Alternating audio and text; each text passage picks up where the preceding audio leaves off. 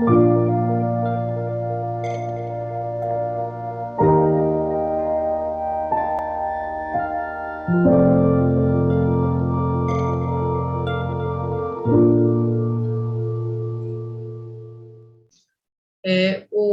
resumo, ele ficou hoje com o Marcelo e ele está se reconectando. Então, enquanto ele se reconecta, viu? Não sou só eu que caio. Semana passada eu caí, essa semana ele caiu. Enquanto ele se reconecta, eu vou pedir para o nosso querido Lincoln, então, projetar o poema, a poesia que ele fez e ler para nós. Pode ser, Lincoln? Pode, acho que eu consigo compartilhar, né? Vocês estão vendo aí? Ainda não. Ainda não. Não? Aí. Agora sim. Agora sim. Agora sim.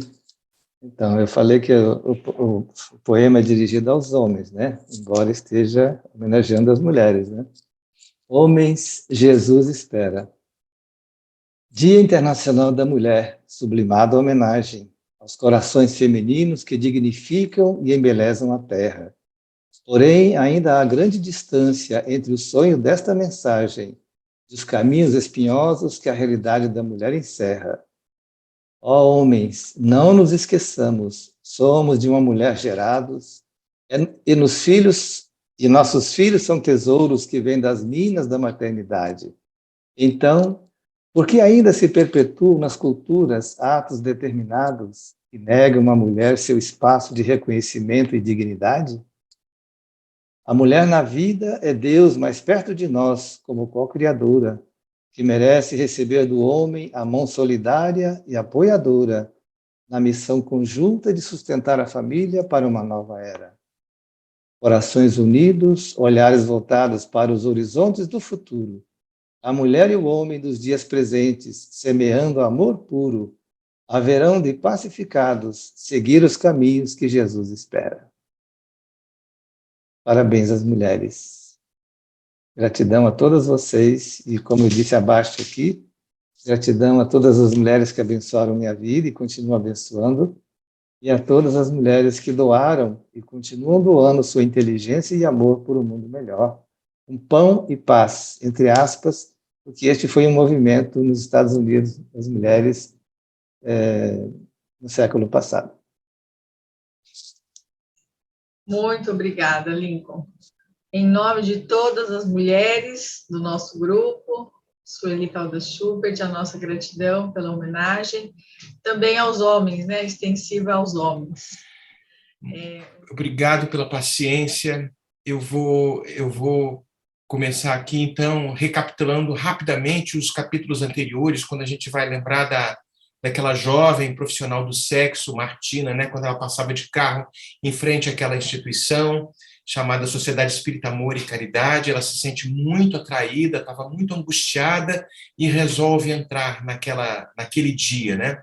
Havia um grande plano da espiritualidade maior para que aquilo acontecesse. Ela, fortemente obsediada pelo seu ex-marido de uma vida anterior, como a gente vai ver no capítulo anterior, no capítulo 5, então todo aquele drama aconteceu. Mas havia um espírito muito nobre que passou a ser nobre, porque ele não era muito, não. Ele passou a inspirá-la e a conduzi-la naquele momento específico. E a gente entra no capítulo 6, né, desta obra, né, o socorro segue prosseguindo. A Emanuel Filomeno de Miranda dá-se conta naquele instante que tinha um grande plano da espiritualidade para resgatar aquela moça que era uma profissional do sexo. E aí o espírito que antes tinha sido o que havia desvirtuado a moça se apresentava agora, já reabilitado, era um espírito nobre de nome Felipe, né? Era o nome Felipe da sua última encarnação, e foi o soldado francês que tinha desvirtuado a moça num determinado momento, como a gente vai ver nos capítulos anteriores, né? Ela se chamava Maria José, era uma portuguesa, casada, tinha 2 filhos, e largou a família toda por este soldado chamado Marcel. Não sou eu não, hein, gente? Marcel. Era um francês. E ele, na época napoleônica, 1808, invadiu ali Portugal. Era uma invasão aí Dom João VI foi embora para o Brasil, mas isso é uma outra história, e eles tiveram um caso de amor e ela abandonou a família, mas ele ficou com aquilo angustiado na mente dele, desencarna, com esta angústia, de alguma forma, tentando demovê-la, inspirá-la, mas passa-se o tempo, ele reencarna de novo no século XIX, toma contato com o espiritismo, né, logo depois da desencarnação de Allan Kardec, conhece Leon Denis na França, ele vai renascer ali naquela região, participa de algumas reuniões com Leon Denis e significativamente transformado no mundo espiritual, agora desencarna também ainda no começo do século XX, mas com a ideia de conseguir resgatar aquela moça que no passado ele havia desvirtuado. E agora o espírito Felipe, porque ele foi Marcel, quando desvirtuou a moça, renasce como Felipe, né? Conhece Leon Denis, e no mundo espiritual ainda, como Felipe, inicia todo este trabalho de resgate daquela moça que se chamava Maria José, lá em Portugal. Ele se junta aos trabalhos da Sociedade Espírita Amor e Caridade, conversa com os mentores, os administradores da casa, para que este plano pudesse acontecer e aquela jovem que agora era esta profissional do sexo, Martina, pudesse, sofrendo a influência dos bons espíritos, sendo atraída àquela instituição, e todo o trabalho acontece. Manuel Filomeno de Miranda, né, uma parte agora, participando também dos trabalhos mediúnicos, das comunicações espirituais, daqueles espíritos atormentados, nesta sessão psicoterapêutica que ocorre entre os dois planos da vida, ele fica realmente maravilhado, aprendendo com estas técnicas de compaixão, técnicas de misericórdia, né? Aprendendo com essas situações, mostrando como é bela a nossa doutrina, como é maravilhoso este trabalho de socorro que ocorre, né? Aí, chegando num determinado momento, né, chegando à fase, houve uma reunião mediúnica, a nossa moça, a nossa amiga estava assistindo uma palestra, naturalmente, recebendo aquelas instruções, se sensibilizando com aquilo, mas com a mãezinha que havia colocado ela naquela situação, e já desencarnada, com aqueles ressentimentos no passado. Mas também havia uma reunião mediúnica que estava ocorrendo, sendo conduzida pelo mentor espiritual, que era o espírito Hermano. E Hermano, inspirando naquela fase terminal da reunião, ele inspira o diretor da reunião mediúnica, que por acaso chamava Marcelo, também não sou eu, gente.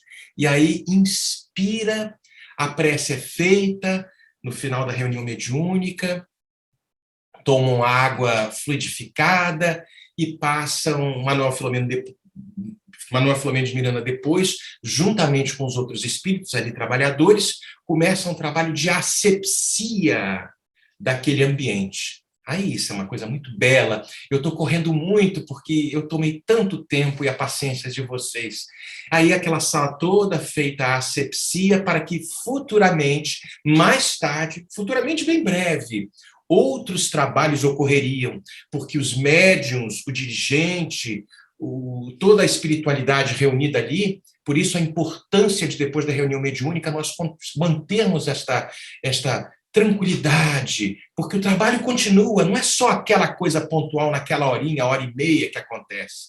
Mais tarde, Dr. Bezerra fala, né, que para que todos pudessem encontrar na natureza, através da oração também, se preparando para o trabalho que iria ocorrer mais tarde, quando, desdobrados pelo sono, os trabalhadores encarnados iriam se encontrar com os trabalhadores desencarnados, dedicando-se aí ao socorro específico desta moça profissional do sexo, que se chamava Martina.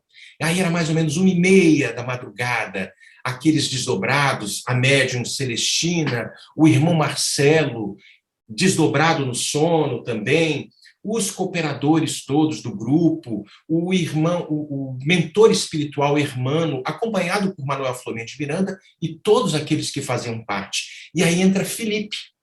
Filipe, o antigo complicado, que foi o antigo soldado francês que desvirtuou Maria José, era o nome dela quando em Portugal, 2 encarnações anteriores, entra com ela, conduzindo-a, desdobrada do sono. A mesma moça profissional do sexo atormentada, chamada Martina, entra desdobrada. Aí doutor Bezerra vai, se acerca dela, ela era muito bonita, a desperta para aquela reunião.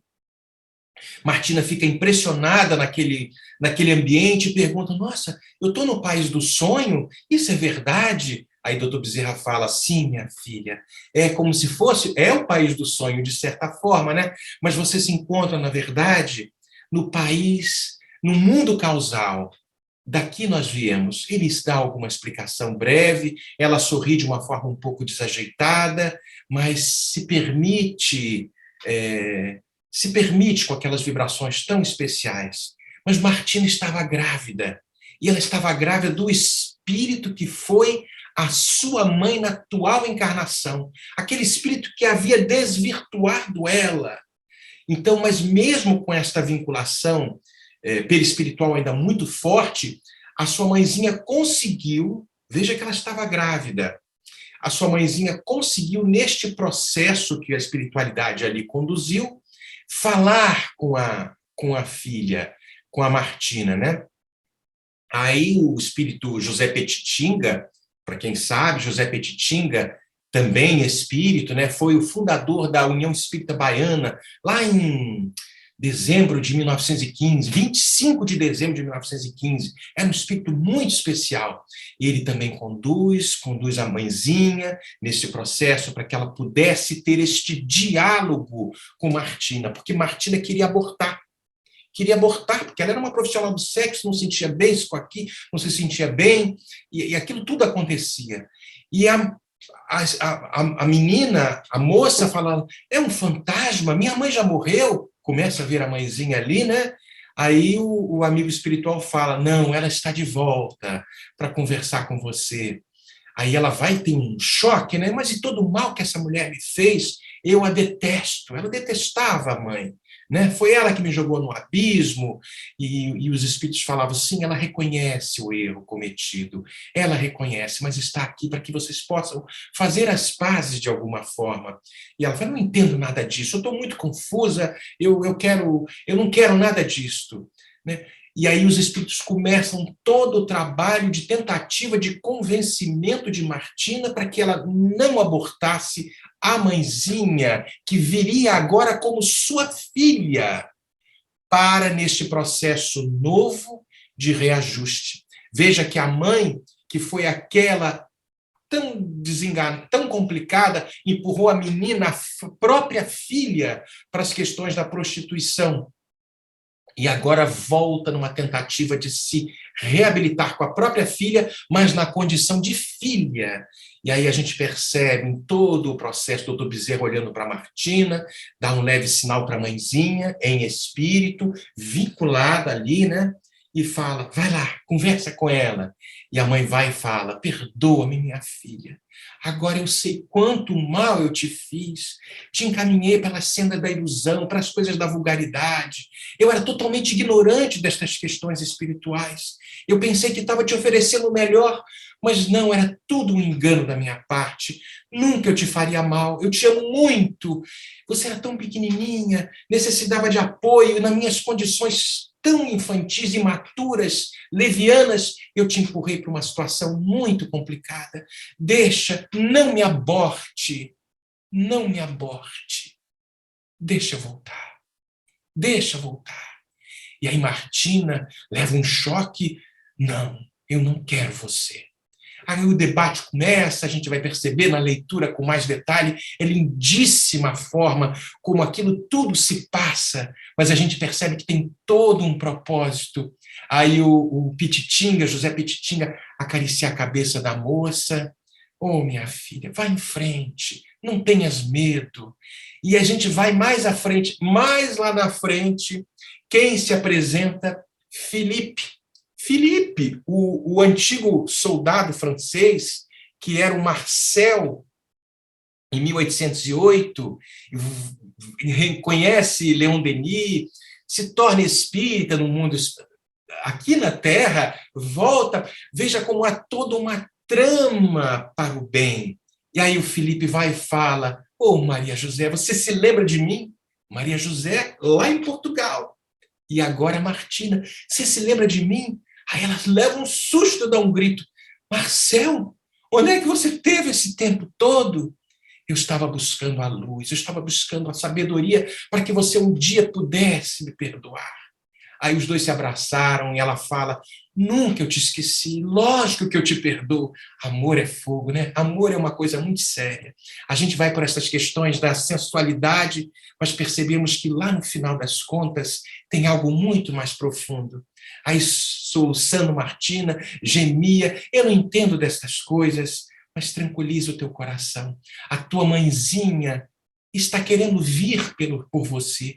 E ela, na verdade, Felipe explicando, é o filhinho que você abandonou lá atrás quando você teve um caso comigo. Olha como as coisas se encadeiam e como o aborto é realmente um crime quando a gente interrompe toda a sequência que estaria por se resolver. Mas aí os nossos amigos vão aprofundar isso tudo. E ela vai e fala, trocando em miúdos, Martina aceita a sugestão de Felipe e Dr. Bezerra fala: você vai ter muitas dificuldades, mas refugie-se nesta casa espírita, porque você vai receber todo tipo de pressão para que o abortamento ocorra. E aí a gente percebe. Ela é adormecida e Felipe sai com ela para que o próximo capítulo aconteça. 1000 perdões pela velocidade com que eu trouxe as informações. Eu peço 1000 perdões, mas vale a pena ler o diálogo, o drama que se dá.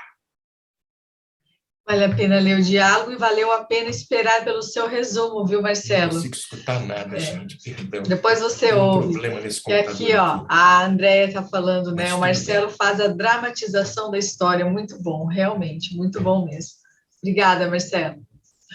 Então, agora a gente vai chamar o Lincoln para dar início aos aprofundamentos. Eu vou entrar de novo, mas daqui a pouco eu estou com você. Deixa eu ver o que aconteceu com esse computador. Perdão.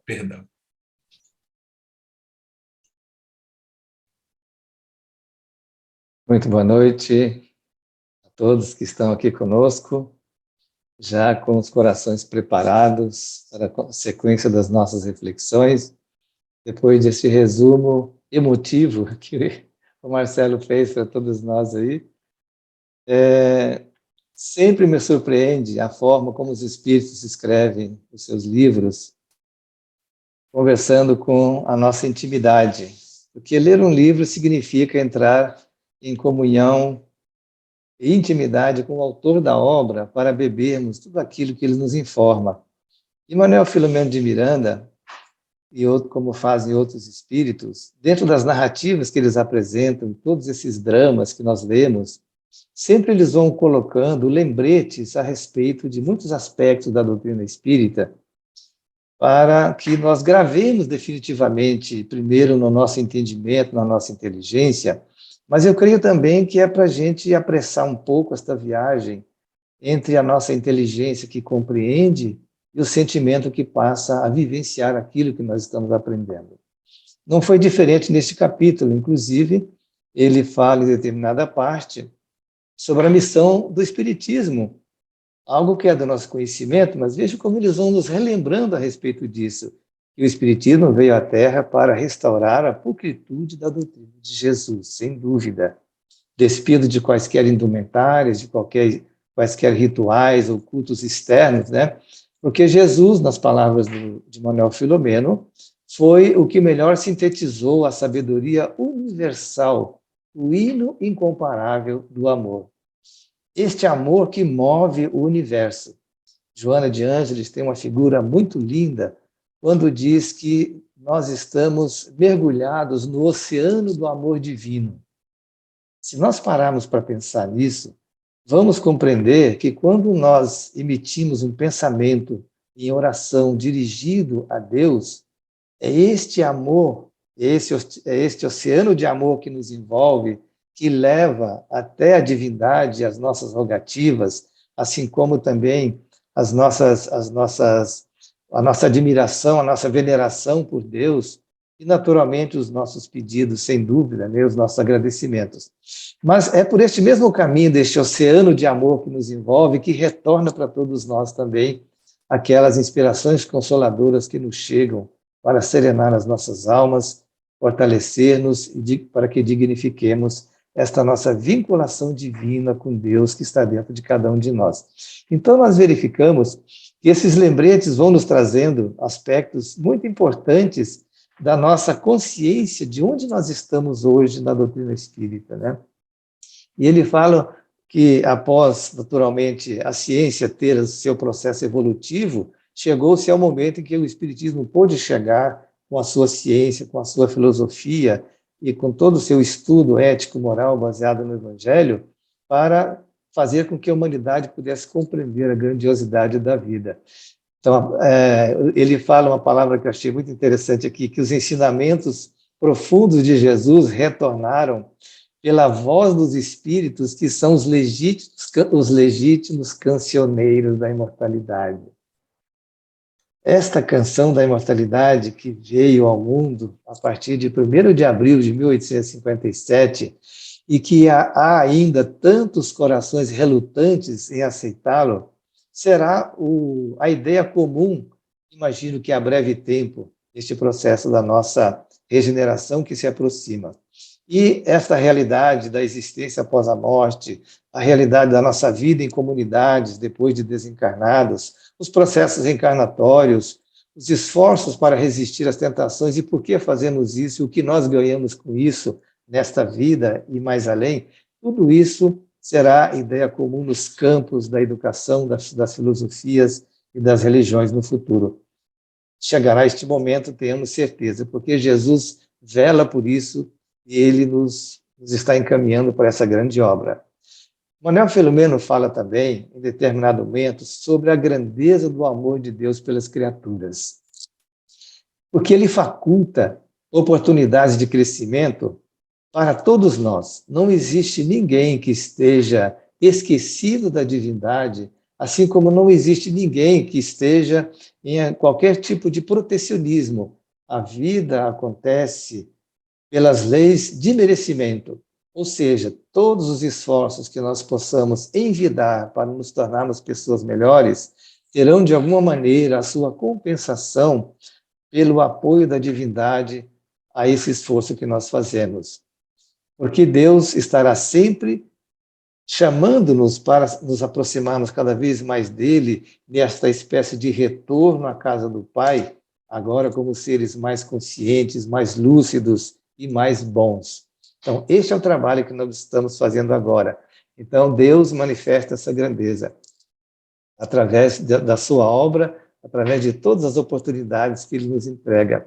E eu quero lembrar aqui uma frase que o Espírito Hermano, no capítulo 4, colocou, para dizer que ele falava da sua própria situação. Eu gostaria de transportar aquilo que ele aplicou a ele mesmo, a todos nós. Ele disse que, depois de ele ter passado por uma série de problemas, quedas morais, depois de levantar-se, que agora ele está, e nós estamos também, reencontrando Jesus na seara espírita, para trabalharmos a imortalidade do espírito e com o sério propósito de revivenciar o Evangelho de Jesus em nossas almas. E aí nós nos perguntamos, como chegamos ao Espiritismo? Cada um de nós terá a sua história, mas bendigamos as almas e as oportunidades que nos chegaram para encontrarmos nesta encarnação essa doutrina libertadora e consoladora que hoje está permeando as nossas emoções e a nossa inteligência. Resguardemos na nossa alma o valor deste conhecimento para que nós avancemos mais rapidamente e nesta encarnação preparatória para as futuras e melhores encarnações, mais libertos da ignorância e das imperfeições. Porque é desta maneira que nós podemos manifestar a nossa gratidão a Deus pela oportunidade que Ele nos entregou de chegarmos a essa doutrina que vem trazer o Evangelho de Jesus na sua beleza e pureza, para fortalecer as nossas almas no rumo da nossa imortalidade, que está dentro do nosso horizonte próximo, já nesta encarnação, e também no longuíssimo prazo, né? Depois dessas considerações, então, nós tivemos aí um personagem que o Marcelo já comentou, o nosso amigo Marcel, esse espírito que agora se apresenta como Felipe, e a experiência que ele viveu de cometer um erro gravíssimo, explorando, digamos, afetivamente aquela jovem Maria José. Depois, na sua velhice, arrependendo-se, e aí nós vemos o valor da velhice como faixa etária da nossa existência, onde, depois de passar pela nossa suposta imortalidade da juventude, porque parece que todos os jovens pensam que são imortais no corpo, né? Para depois irem compreendendo que não é exatamente isso na maturidade, mas quando chega na velhice, que nós começamos a caminhar mais devagar, a refletir mais, nós vamos concluindo uma análise da nossa experiência passada e verificamos que traçamos, sim, um trajeto de muita experiência, mas cometemos muitos erros e podemos ainda retificar. Foi o caso de Marcel naquele momento. Já no final da vida, ele caiu em si. E nós podemos também aplicar esta postura a nós mesmos, quando fazemos uma autoanálise da nossa existência, como estamos nos comportando diante dos resultados das experiências que temos praticado até hoje nesta encarnação. Haverá algo que está sendo necessário cairmos em nós também para retificarmos caminhos e procurarmos semear desde já elementos que possam retificar esses caminhos, que possam, inclusive, corrigir os erros, que possamos adotar atitudes de buscar o perdão de pessoas que nós, de alguma maneira, prejudicamos, ou que agimos contra elas, ou que guardam determinados olhos contra nós. Estamos aproveitando estes momentos para buscar esta retificação de caminhos. Então, a experiência do Marcel, onde em várias encarnações ele começa a reconstruir a própria consciência, sintonizando essa consciência com Deus e com os deveres de retificação do que ele havia feito, chega então a esse grupo da Sociedade Espírita Amor e Caridade, em que, pela intercessão de Bezerra de Menezes, ele começa então a prestar os atendimentos definitivos à sua antiga companheira afetiva daqueles tempos. E é interessante que o próprio Manuel Filomeno fez uma observação neste capítulo, que ele acha interessante que aquela jovem, por várias vezes, ela já havia passado à frente daquele centro espírita e nunca se interessou em ingressar na casa. E, de repente, ela resolveu entrar. E aí, claro, podemos ver aí a interferência da sua mãezinha, podemos ver a interferência de Felipe, mas, sem dúvida, a interferência divina para colocar-nos os caminhos mais corretos. Eu tenho um amigo que, por muitos anos, ele foi levar a esposa, que frequentava o centro espírita, e ficava dentro do carro, aguardando para que ela terminasse a reunião, e depois os dois iam de retorno ao lar. Depois, por mais algum tempo, ele parou na porta do centro espírita, ficava observando, escutando aquilo ali, mas, na sequência, ele sentou-se na última fileira e começou a escutar as palestras. Hoje ele já foi presidente do centro, hoje é presidente do centro espírita. Ou seja, o que eu quero dizer com isso? Nós somos trazidos ao processo reencarnatório, nós somos trazidos ao contato com o espiritismo, mas a permanência neste caminho que nós já estamos trilhando, que decorre do esforço de muitos espíritos que trabalham em nosso favor, a permanência depende de nós. E como vamos permanecer também pertence a cada um de nós, sem dúvida. Portanto, irmãos, aproveitemos esta oportunidade de ouro que nós recebemos. Na sequência, Manuel Filomeno vai fazer alguns registros a respeito das reuniões mediúnicas, onde ele fala sobre os grupos mediúnicos, a terapia espírita. Vamos comentar rapidamente aqui, porque o tempo é um capítulo muito rico. Para aqueles que estão em contato com reuniões mediúnicas, o capítulo é muito rico em termos de orientações práticas, com relações à postura de médiuns, o dialogador e a própria consciência do que representa essa terapia espírita. Porque, inclusive, quero fazer uma sugestão aqui, aqueles que estiverem trabalhando na área, de um livro do Raul Teixeira que se chama Desafios da Mediunidade. Vou ler só um pequeno trechinho, quando alguém faz uma pergunta que o espírito Camilo responde: para que servem as reuniões mediúnicas? E quero destacar essa pergunta pelo conteúdo dela e a sua importância. As reuniões de caráter mediúnico servem como atividade escolar, em cujos contextos os mentores da vida maior, em nome do Cristo, facultam a aprendizagem e a cooperação recíprocas dos encarnados com os desencarnados e destes com aqueles. Ou seja, ao mesmo tempo em que nós somos, supostamente, professores, pretendendo ensinar algo aos espíritos que ali acorrem para serem socorridos na reunião, esses espíritos, mesmo os sofredores, são também os nossos professores. Então, nós somos, de um lado ou de outro, encarnados ou desencarnados, professores e aprendizes dessa escola bendita, deste hospital de socorro, que é o Centro Espírita, aberto em uma reunião mediúnica para fazer este contato entre os dois mundos. Então, irmãos, é uma oportunidade ímpar de trabalho que aqueles que têm o contato devem buscar a sua alta valorização, para efeito de que a sua presença neste encontro que se realiza em nome do amor e a favor da doação do amor aos desencarnados, não entre naquela rotina e possa, de repente, significar algo mais a fazer. Não, é algo muito especial que nós fazemos nesta reunião mediúnica. É uma escola bendita, é um posto de socorro que atende os dois planos da vida. E os desencarnados que comparecem ali, cada um deles, especialmente aqueles em estado de sofrimento, carregam as suas experiências transatas, os seus dilemas. E neste encontro que se realiza, onde a fraternidade e o acolhimento coloca esses irmãos muito à vontade, onde o dialogador tem uma tarefa muito grave na orientação dos irmãos que se comunicam e são inspirados pelos espíritos mentores da casa, naturalmente, né? É um trabalho muito sério.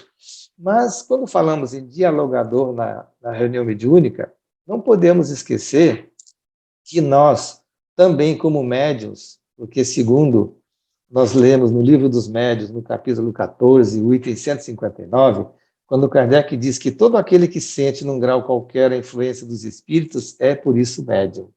É uma faculdade inerente ao homem, não constitui, portanto, privilégio.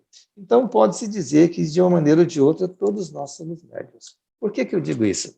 Nós não fazemos atividades de diálogo com espíritos somente na reunião mediúnica. Nós dialogamos quantas vezes com familiares, com companheiros de trabalho, amigos que se acercam a nós muitas vezes trazendo as suas preocupações e conflitos e de repente começam a contar a sua história. Por que isto? Porque naquele momento nós estamos servindo de intermediário entre um espírito que inspirou aquele indivíduo a nos procurar para que pudéssemos ouvi-lo, primeiramente e principalmente, para depois, através de um processo intuitivo, como médiuns que somos, fornecer a esta pessoa uma linfa que possa representar para ele um alívio para suas dores e seus conflitos. Não é que vamos resolver os problemas das pessoas. A gente nunca resolve o problema de ninguém. Cada indivíduo resolve o seu problema, mas podemos ser, sim, instrumentos para ajudá-lo a carregar o peso das suas responsabilidades, como o próprio Cristo foi atendido por um sirineu que o ajudou a carregar a cruz. E qual de nós não carrega uma cruz pesada neste planeta de provas e expiações? Então, meus irmãos, nós somos seres solidários uns com os outros, porque somos irmãos, filhos de Deus. O Pai é nosso. Não importa se somos aqueles que já estamos buscando os caminhos do bem, ou se somos indiferentes, se somos criminosos, corruptos, ditadores, guerreiros, não importa. Somos todos irmãos. Ninguém está excluído do amor da divindade. Então, na reunião mediúnica, acontecem fatos interessantíssimos que convidamos os irmãos a estudarem com mais detalhes, com relação a esses elementos que ali são colocados. Uma coisa muito importante acontece como primeiro elemento na reunião mediúnica, é o denominado choque anímico, quando o espírito, na sua interação perispírito a perispírito com o médium, sente aquela sensação de estar ainda pertencendo a um corpo, sente aquele envolvimento que o médium estaria dando a ele, um abraço de acolhimento e de amor, onde somente por este simples fato, o espírito já começa a ceder na sua maneira de sentir as coisas de uma forma mais grave, às vezes até um estado mais ou menos violento, o espírito já começa também a sentir de alguma forma o envolvimento deste amor.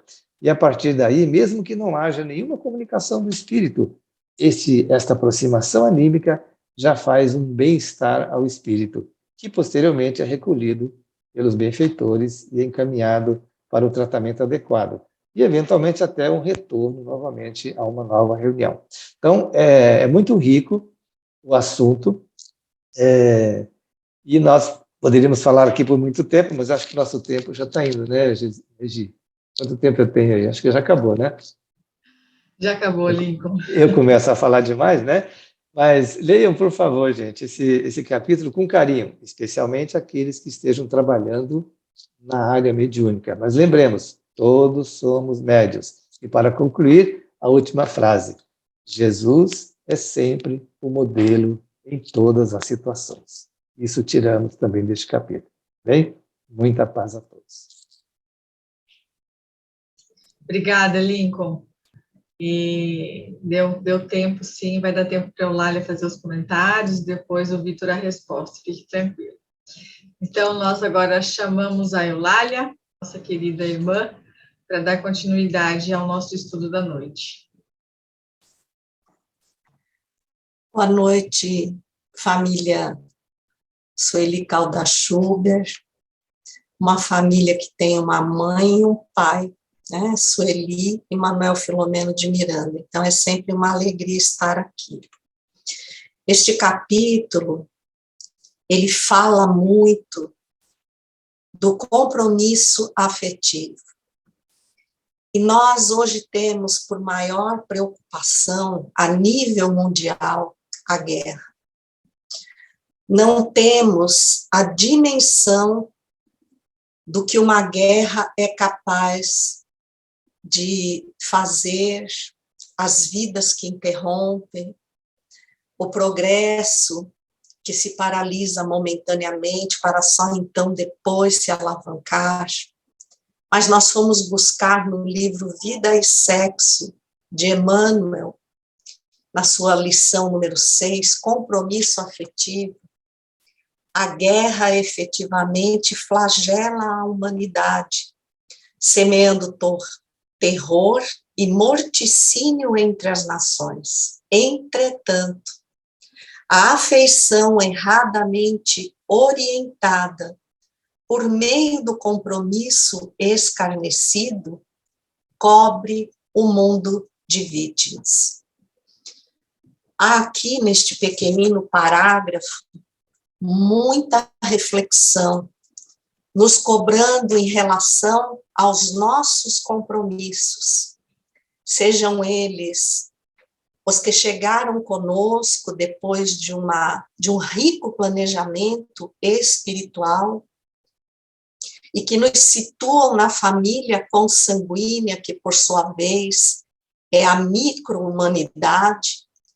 Então, são os elos que nos preparam para o enfrentamento da vida lá fora. Se não conseguimos vencer esses desafios dentro do lar, obviamente, as dificuldades nos acompanharão. Eu ressalto aqui um trecho do livro Memórias de um Suicida, quando o benfeitor Teócrito deixa uma lição incomparável, afirmando que todas as oportunidades para que nós nos refaçamos afetivamente com os nossos elos mais próximos são esgotadas. Mas quando nós não conseguimos, não sobra à espiritualidade outra opção que não seja a de nos colocar distantes dos nossos afetos, para que aprendamos a superar esses desafios e, posteriormente, então, retornemos para retomá-los.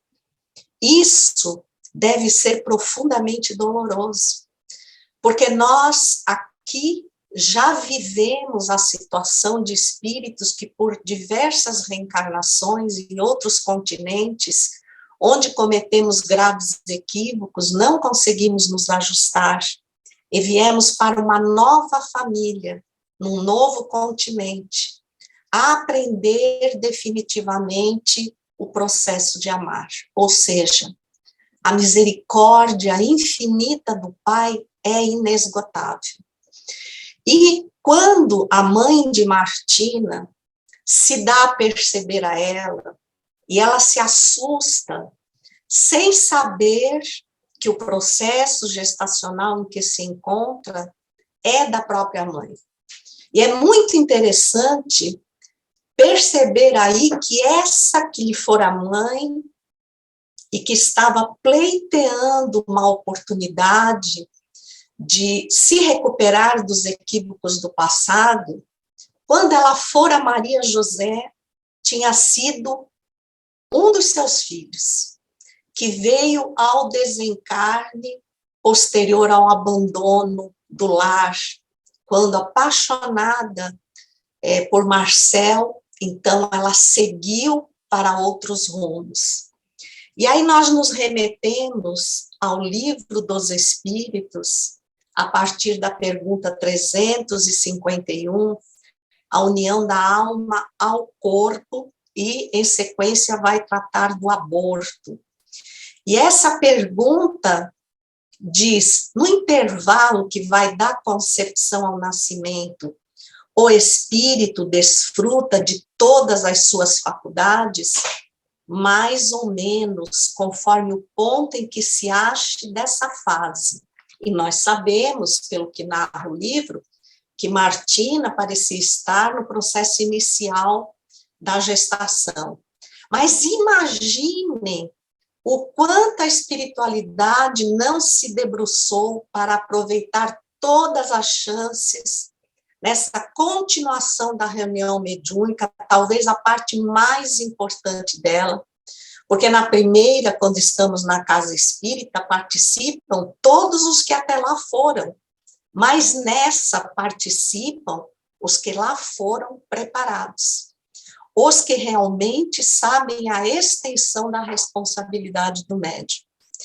Então, o esclarecimento proporcionado pode nos colocar como se esse fosse o momento em que o planejamento reencarnatório fica à margem, porque quando analisamos o material que encontramos sobre ele, e é muito material, mas vamos citar aqui o livro Ação e Reação, no seu capítulo 9, a história de Silas, o Missionários da Luz, no seu capítulo 12, preparação de experiências, que, inclusive, nesse capítulo, narra a história de Anacleta, que havia falido em excesso de carinho e desvelo para com seus 4 filhos, e retorna, depois de um tempo no mundo espiritual, para refazer o caminho. O excesso de carinho fez com que ela tirasse deles a oportunidade de crescimento, de enfrentamento dos desafios.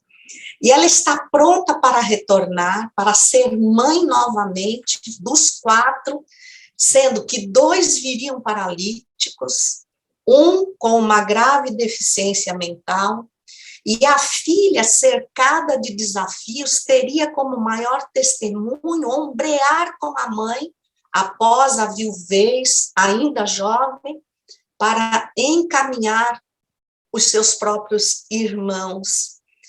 E fica muito marcado quando falamos do capítulo 13 do Missionários da Luz, que é a história do Adelino, da Raquel e do Segismundo, todos os desafios que eles enfrentam, principalmente o Adelino, que é perseguido por sonhos aterrorizantes, em que ele vê a sua vida ameaçada, porque já fora tirada uma vez no passado pelo Segismundo, que agora pleiteava a oportunidade de ser filho dele outra vez. E não há melhor encaminhamento do que termos a bênção de retornar próximo aos afetos do passado.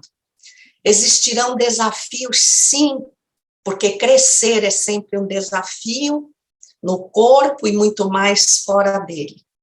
Mas, na lição 17 do mesmo livro, Vida e Sexo, intitulada Aborto, e que vale a pena ler na sua amplitude, Emmanuel nos afirma que de todos os institutos sociais existentes na Terra, a família é o mais importante do ponto de vista dos alicerces morais que regem a vida.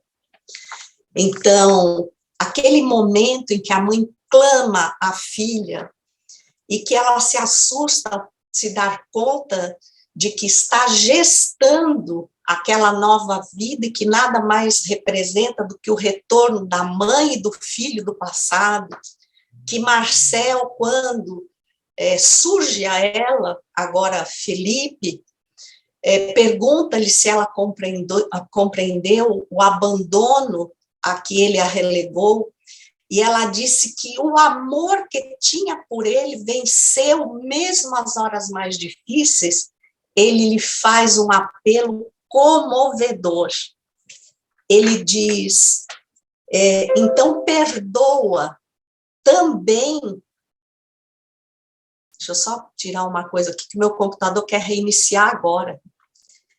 Então, perdoa também tua mãezinha, que é o filhinho que deixaste morrer quando fugiste comigo, e que agora está de volta. Então, ela tinha a capacidade de perdoar aquele que lhe era o amor, no compromisso afetivo, que ela simplesmente, esquecendo o seu papel de esposa e de mãe, tomou para um extremo sofrimento. A ele ela já havia perdoado, mas não conseguia perceber que aquela mãe que lhe trouxera ensinos equivocados, direcionamentos imorais, pensando dar-lhe condições materiais de uma sobrevivência, de satisfação de desejos, de anseios, ela não conseguia visualizar a pendência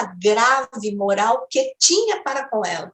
Isso ressalta que nós estamos sempre muito próximos em acusar aqueles que supostamente nos fazem mal e absolutamente enceguecidos para o mal que fazemos aos outros e que muitas vezes antecipam essa reação que eles tiveram conosco e, ao mesmo tempo, nos oferecem a oportunidade de refazimento. E aí eu destaquei também no Vida e Sexo, no capítulo 18, Pais e Filhos, algo que tem muito a ver com esse caso, e que diz assim: e que os filhos jamais acusem os pais pelo curso complexo ou difícil em que se vejam no colégio da existência humana, porquanto na maioria das vezes foram eles, os filhos, que na condição de espíritos desencarnados insistiram com os pais por meio de afetuoso constrangimento ou suave processo obsessivo, para que os trouxessem de novo à oficina dos valores físicos, de cujos instrumentos se mostravam carecedores, a fim de seguirem rumo certo no encalço da própria emancipação. Então, nós percebemos que muitas vezes essas queixas partem de ambos os lados, e todos nos esquecemos, e este capítulo é rico em nos convocar a gratidão pelas oportunidades de estreitar esses laços, de ali no berço ter um novo recomeço. Lógico que seremos acompanhados, será a grande marca da nossa existência, todas as pendências morais que trazemos. Mas é exatamente no berço que aqueles que têm a bênção de ser pais podem se desvincular de terríveis dívidas do seu passado. Então, nós vamos percebendo, e aqui novamente no Pensamento e Vida agora, há uma lição muito importante que diz assim no seu capítulo 13, Filhos, que a criança nasce trazendo consigo patrimônio moral, ou seja, a mãe de Martina traria as más inclinações que, por sua vez, exerceram uma pressão obsessiva sobre a filha, quase não lhe dando espaço para conhecer novos valores morais, perceber os horizontes espirituais, muito além de qualquer limite que a materialidade poderia lhes oferecer. E nós encontramos, então, essa definição riquíssima por Emmanuel, quando diz assim, que ela, no entanto, a criança que está chegando, receberá os reflexos dos pais e dos mestres que lhe imprimirão a nova chapa cerebral, as imagens que, em muitas ocasiões, lhe influenciarão a existência inteira. O que nos parecia apenas um trabalho voltado para Martina, que ganha uma amplitude muito maior, porque vai em favor da mãe, que ainda nesta mesma reencarnação, lhe acendeu as inclinações a um comportamento moral escuso, e ela agora, acolhida na casa espírita, onde, como disse o nosso Lincoln, passara tantas vezes sem ter a atenção tomada, e que Felipe, aproximando-se da equipe espiritual, com a finalidade de auxiliá-la, estendia esse auxílio à família que anteriormente fora dela e que, por culpa dele, ela havia simplesmente abandonado. Não esqueçamos que no capítulo anterior, aquele que lhe fora marido em Portugal, que fora constrangido, que se permitiu morrer, e aos filhos também, com certeza angariará uma nova oportunidade, talvez volte na mesma conjuntura de esposo para refazer os laços, um para com o outro, minimizando esse campo de morticínio que os compromissos afetivos escarnecidos têm legado ao mundo, a desvalorização dos padrões morais, o descompromisso com as consequências das escolhas que nós fazemos e que tem deixado à margem muitos espíritos que retornam, que poderiam receber sagrados legados morais e que simplesmente são abandonados, porque, óbvio, na convivência nós somos chamados a viver os desafios, as dificuldades de outrora, todos nós somos chamados a viver. Então, eu direciono vocês para o livro Nosso Lar, no capítulo 46, Sacrifício de Mulher, quando a mãe de André Luiz, já numa condição moral diferenciada, ela se propõe a retornar exatamente para resgatar o esposo que, numa conduta moral inclinada à sexolatria, estava agora no umbral mais doloroso, explorado pelos espíritos de duas mulheres, E aí o André Luiz lhe diz, mas mãe, a senhora na condição espiritual precisa conviver assim tão de perto? E ela responde algo que nós não podemos esquecer. Os espíritos que amam verdadeiramente não se limitam a estender as mãos de longe. E André Luiz olha para ela e nos deixa ali uma observação como Lincoln, poética, porque ele é um poeta, né? E que nos fala muito ao coração. Ele diz assim, desde aquela hora, minha mãe não era apenas minha mãe, era muito mais do que isso. Era a mensageira do amparo, que sabia converter verdugos em filhos do seu coração, para que eles retomassem o caminho de filhos de Deus. E não é a bênção que a Martina está tendo nesse momento? Então, além de se recuperar, ela pode ser o instrumento de recuperação da sua própria mãe. Para encerrar, eu ressalto aqui do livro Amanhecer de uma Nova Era, da nossa querida Sueli Caldas Schubert, na sua segunda parte, que trata do livro Amanhecer de uma Nova Era, o trato do capítulo 6, na página 323, ela diz, nos últimos tempos, a mulher, pretextando ser dona do próprio corpo, afirma ter o direito de praticar o aborto diante de uma gravidez indesejada. Essa é a postura de grande número de mulheres totalmente alienadas quanto à realidade de que são espíritos imortais. Elas vão retomar esse desafio e numa posição que em tudo diferenciará da oportunidade ímpar de ser mãe.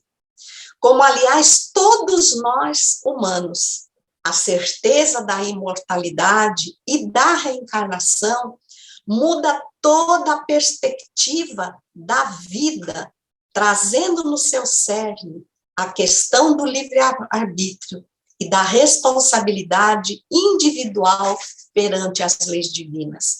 Então, o que é essa multidão flagelada, essa multidão que escarnece, mata mais do que a guerra, senão o compromisso afetivo, que não é apenas o enlace matrimonial, mas a relação ímpar de sermos mães e filhos. Assim, fica mais fácil entendermos que nos revezamos na arena do mundo, ora envergando a posição de pais, ora desempenhando o papel de filhos, aprendendo gradativamente na carteira do corpo carnal as lições profundas do amor que nos soerguerá um dia da terra para os céus. O dia que nós compreendermos que só por estarmos reencarnados, nós já recebemos a maior de todas as bênçãos, nós nunca sejamos homens ou mulheres, mães, irmãs, o que formos, nunca concordaremos com a possibilidade de negarmos o retorno à vida física de um espírito como nós. Muita gratidão a todos e uma feliz noite. Gratidão é toda nossa, Eulália, por essa belíssima explanação, aprofundamento, alerta. As pessoas estão agradecendo aqui no chat também. E agora, então, nós convidamos o Vitor para responder a pergunta que nos chegou. Eu vou resumir a pergunta porque ela é bem extensa aqui. Deixa eu adicionar aqui. Então, a pergunta é a respeito da asepsia que é feita no ambiente, que é relatada ali na página 74.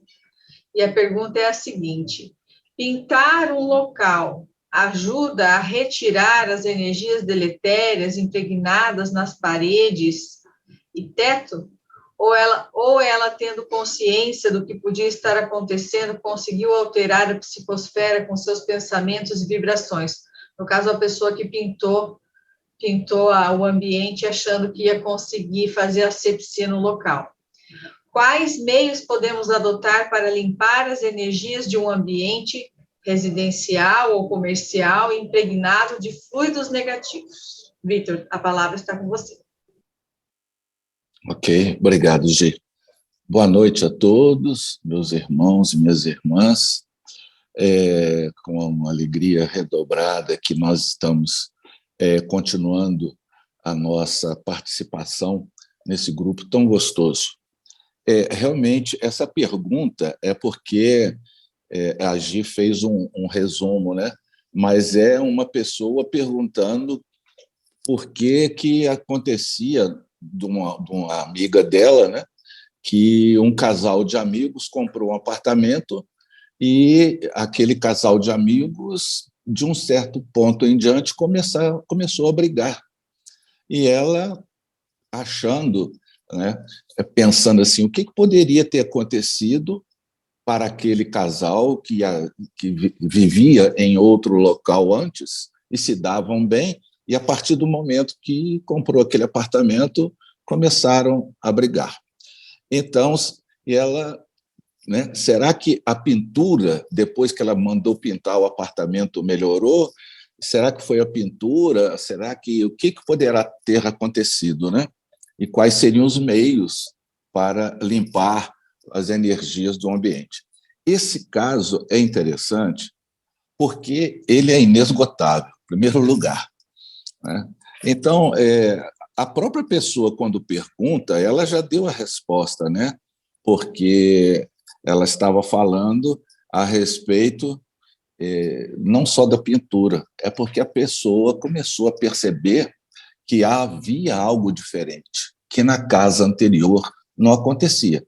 Então, aquele ambiente da nova casa que ela estava vivendo deveria ter alguma coisa.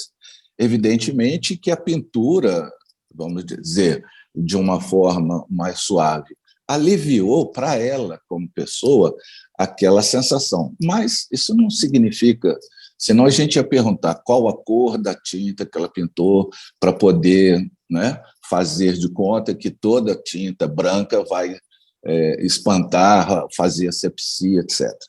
Mas, enfim, o que a gente quer conversar aqui é a situação que Allan Kardec nos traz no livro A Gênese, no capítulo 14, a respeito dos fluidos, que nós, muitas vezes, esquecemos de que nós, espíritos, nós somos energias pensantes. A nossa maior capacidade é de pensar.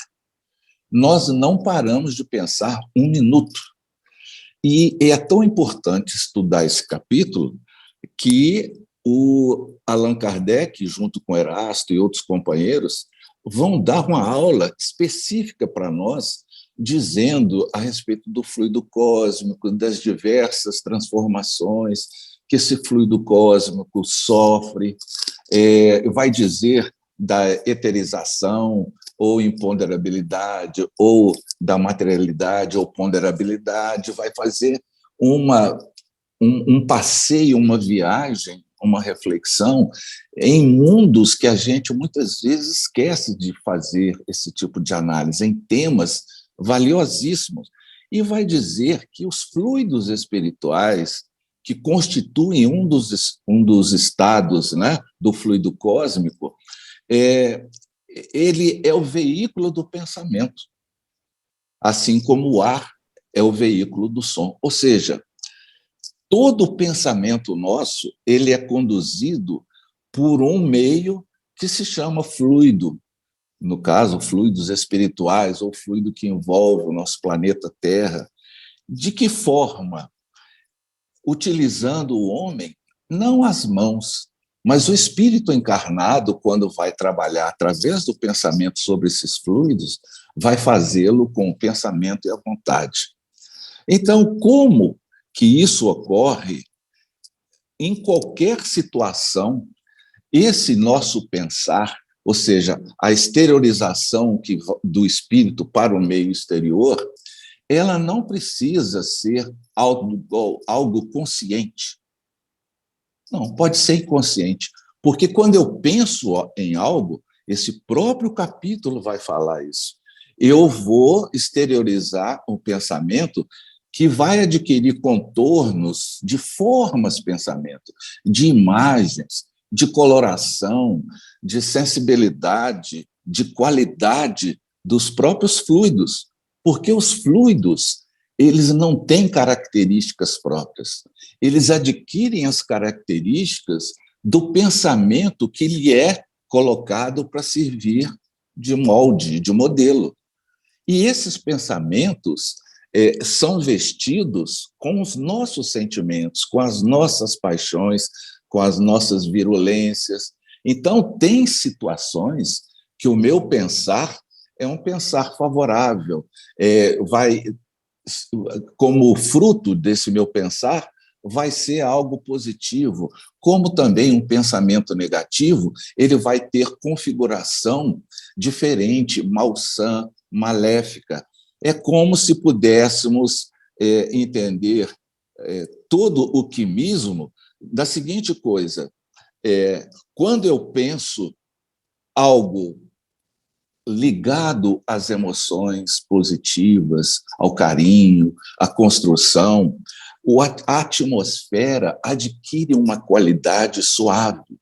Quando a gente entra numa casa espírita, a gente sente a diferença quando a gente entra no salão daquilo que a gente estava na rua, porque todo aquele contexto do salão da casa espírita está impregnado ao longo dos tempos por fluidos, por palestras, por sensações felizes, por auxílio, por presenças espirituais nobres que, ao longo do tempo, vão encharcar aquele ambiente, tanto físico como espiritual, de sensações nobres, de energia gostosa, de uma leveza espiritual muito grande. O mesmo ocorre quando a gente entra em ambientes que, ao longo do tempo, existem o comércio do sexo, como a gente está estudando a história da Martina, né? Quando você tem o vício da embriaguez ou da bebida, da toxicomania. Você, quando entra no ambiente desse tipo, você já sente perfeitamente um ambiente diferente, porque, ao longo do tempo, aquele local, aquele recinto, aquelas paredes, aquela casa foi objeto de um encharque, né? Foram encharcados as paredes desses ambientes negativos, desses fluidos malsãos. Então, o que ocorre? Ocorre o seguinte: a gente, sem saber como, né, a gente vai perceber o seguinte: o quadro dos fluidos que a gente emite é o quadro de todas as nossas paixões. E nosso perispírito, que é também um subproduto do fluido cósmico, ele tem os poros perispirituais que ele se deixa encharcar disso. Quando eu me deixo encharcar por um fluido de ódio muito negativo, eu me encharco dessa substância viscosa de raiva e eu imprimo uma ordem ao perispírito, que é também esse subproduto, e ele, ligado célula a célula ao corpo físico, o meu corpo físico vai se ressentir desse contato vibratório para que eu perceba a qualidade do ambiente. Então, vamos pensar aqui o seguinte: se numa casa séria como essa do nosso capítulo 6 exige uma asepsia para que outra reunião posterior não sofra as consequências dos pensamentos desequilibrados dos espíritos que foram atendidos naquele local, imagine também a asepsia de uma sala cirúrgica. Você não acaba uma cirurgia e começa outra. Então, toda a aparelhagem, aparelhamentos instrumentais são asepsiados, a sala é asepsiada, as roupas dos cirurgiões, dos enfermeiros, etc., são trocadas. Por quê? Para não ter infecção, a infecção do ambiente. né? Imagine se houvesse essa situação corrente, ou seja, acabava uma cirurgia, começava uma outra. Nesse sentido, é que a gente vai perceber que a necessidade de purificar essa fonte, ela é necessária porque no nosso lar a gente faz, muitas vezes, o papel inverso da asepsia. O nosso pensamento desequilibrado, o nosso pensamento de ódio, de se tratar um ao outro com gritos, de música alta, de leituras não edificantes, de filmes, etc. Isso, ao longo do tempo, dos dias, vai criando uma psicosfera insalubre, espiritualmente falando. E a gente não se percebe de uma coisa. Esses pensamentos, eles vão se depositar em algum lugar, seja impregnando as questões físicas, como o nosso ambiente mental, espiritual. Então, por exemplo, a água que a gente bebe no nosso filtro, ela, da mesma forma que ela é magnetizada para o bem, esses fluidos negativos, esses vibriões mentais, eles se depositam na água e a gente toma água. Para nós, ela é boa, ela é potável, mas espiritualmente ela não é, porque ela está carregada de vibrações, de pensamentos ruins que se depositam ali. Por isso que, na hora das refeições, a gente deve usar de forma frequente o hábito da oração. Por quê? Porque, muitas vezes, convidados, entre aspas, surgem à nossa casa e vão se alimentar conosco. E, muitas vezes, sugando o alimento que a gente está ali. Na realidade, a gente muitas vezes não está se alimentando das energias corretas, porque ali estão os frutos que são impregnados com as vibrações ruins da discussão entre a funcionária que faz a refeição para nós, ou entre uma outra pessoa, ou o filho que chega do colégio com raiva e aquela discussão. Isso tudo vai se depositar em algum lugar.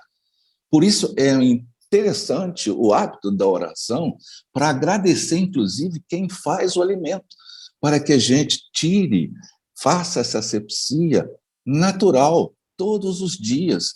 Por isso vai a respeito da pergunta, como é que eu faço para fazer asepsia? O estudo do Evangelho no lar, o nosso grupo de estudo, quando a gente fica nessa 1h30 tratando de assuntos elevados, nós estamos fazendo um trabalho de asepsia na nossa casa. Em cada lar que está sintonizado, está recebendo ou projeta em torno do local onde você está fazendo o seu estudo de energias boas, leituras nobres, discussões com temas que elevem o pensamento, modular o tom de voz. Tudo isso é processo de reequilíbrio para que a gente evite de atrair para nós pensamentos da mesma faixa. Então, é por isso que eu gostei bastante dessa pergunta, porque ela abre um processo interessante, porque todo o nosso objeto que a gente toca de maneira mais frequente, ele também recebe as nossas pegadas espirituais, o nosso quantum energético. E tem médiums que têm essa faculdade da psicometria, que eles, pegando um objeto nosso, eles analisam as pessoas, não, fulano é assim, assim, assado esse objeto, porque a gente deixa rastros, deixa vestígios espirituais, pegadas espirituais. Então, a gente tem que ter atenção com o nosso pensamento, né? Então, por isso, modificar o teor mental dos habitantes. Se a casa daquela pessoa, né, que fruto da pergunta estava com problemas, imagina a nossa terra amada, a nossa Gaia querida, que é uma casa. A gente vai pintar a casa de que cor? Como é que a gente vai fazer a asepsia dessa casa nossa? Vamos esperar uma reunião mediúnica com aparelhos, né?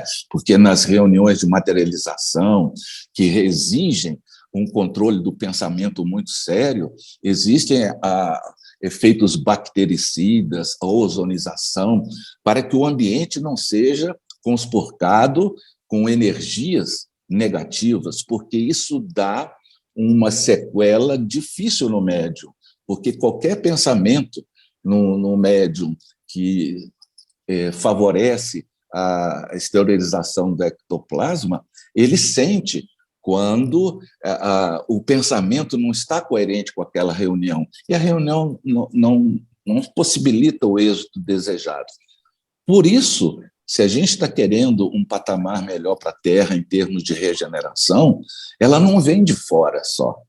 Ela vem porque os benfeitores vão reencarnar, mas exige de nossa parte um auxílio a esses companheiros que vêm nos ajudar. Já vem o pessoal de auxílio, já vem aqueles antigos terrestres que estão num patamar melhor nos auxiliar. E nós também temos que fazer parte desse processo através dessa modificação mental, né? Lembre-se como o Divaldo falava, foi até há pouco tempo que eu ouvi sobre a Assis, as vibrações que tem em torno de Assis por causa de Francisco. Quanto tempo passou isso?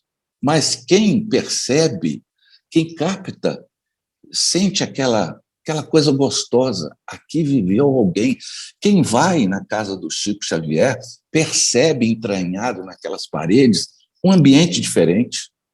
É assim que a gente vai pensando, positivamente. É assim que a gente deixa os nossos rastros, nossos vestígios, né?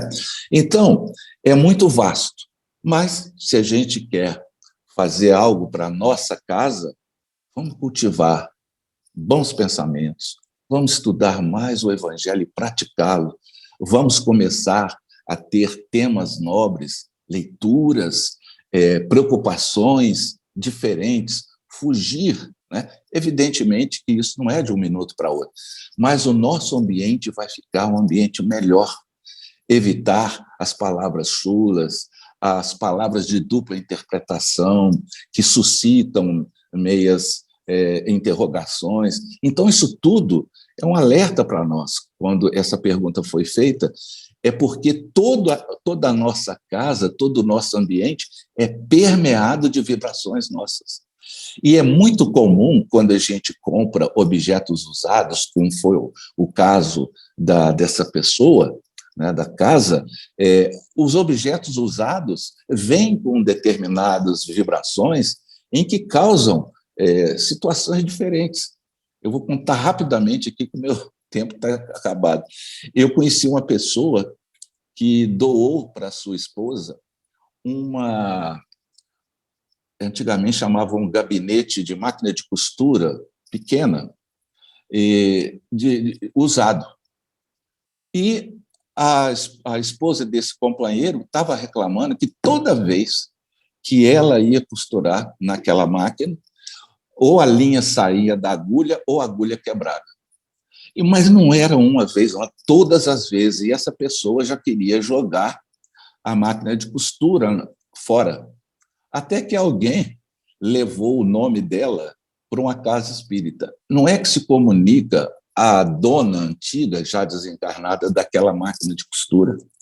E foi orientada que ela não precisa mais costurar com aquela máquina, que teria outras, etc. No fim, ela foi convencida. E depois disso, a máquina funcionou normalmente.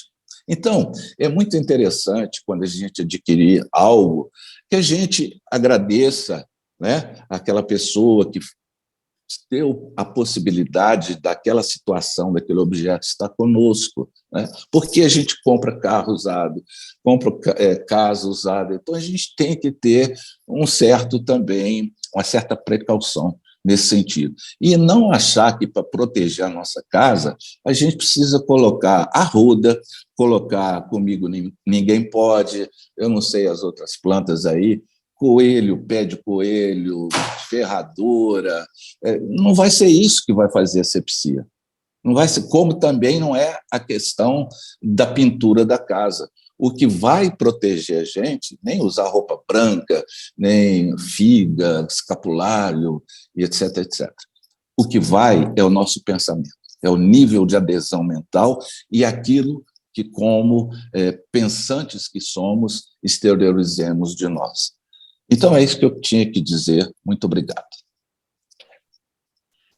A gente que agradece, Vitor, com esse teu esclarecimento. Agora ficou mais difícil a gente fazer a asepsia do nosso lar, do nosso ambiente de trabalho. E antes a gente queria facilitar com as coisas externas, agora o compromisso é todo nosso, não é verdade? E eu queria dizer também que quando você falou da casa do Chico, a mesma coisa acontece quando a gente entra na Mansão do Caminho.